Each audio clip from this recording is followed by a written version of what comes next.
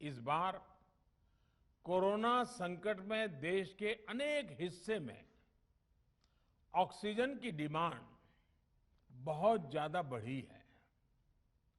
इस विषय पर तेजी से और पूरी संवेदनशीलता के साथ काम किया जा रहा है।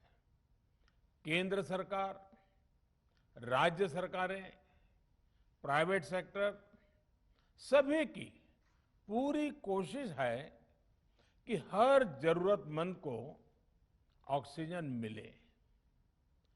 ऑक्सीजन प्रोडक्शन और सप्लाई को बढ़ाने के लिए भी कई स्तरों पर उपाय किए जा रहे हैं। राज्यों में नए ऑक्सीजन प्लांट्स हो, 1 लाख नए सिलेंडर पहुंचाने हो, औद्योगिक इकाइयों में इस्तेमाल हो रही ऑक्सीजन का मेडिकल इस्तेमाल हो, ऑक्सीजन रेल हो, हर प्रयास किया जा रहा है। साथियों, इस बार जैसे ही कोरोना के केस बढ़े, देश के फार्मा सेक्टर ने दवाइयों का उत्पादन और बढ़ा दिया है। आज जनवरी-फरवरी की तुलना में देश में कई गुना ज्यादा दवाइयों का प्रोडक्शन हो रहा है। इसे अभी और तेज किया जा रहा है। कल भी मेरी देश की फार्मा इंडस्ट्री के बड़े जो प्रमुख लोग हैं, उसके जो एक्सपर्ट लोग हैं, उनसे बहुत लंबी चर्चा हुई है। प्रोडक्शन बढ़ाने के लिए हर तरीके से दवाई कंपनियां की मदद ली जा रही है।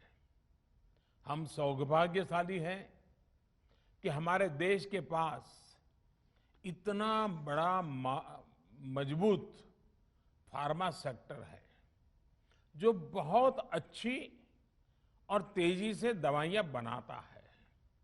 इसके साथ ही अस्पतालों में बेड की संख्या को बढ़ाने का भी काम तेजी से चल रहा है। कुछ शहरों में ज्यादा डिमांड को देखते हुए विशेष और विशाल कोविड हॉस्पिटल बनाए जा रहे हैं। साथियों, पिछले वर्ष जब देश ने कोरोना के कुछ ही मरीज सामने आए थे, उसी समय भारत में कोरोना वायरस के खिलाफ प्रभावी वैक्सीन के लिए काम शुरू कर दिया था।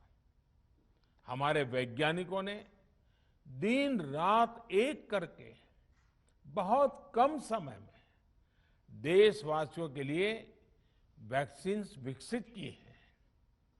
आज दुनिया की सबसे सस्ती वैक्सीन भारत में है। भारत की कोल्ड चेन व्यवस्था के अनुकूल वैक्सीन हमारे पास है। इस प्रयास में हमारे प्राइवेट सेक्टर ने इनोवेशन और एंटरप्राइज की भावना का बेहतरीन प्रदर्शन किया है।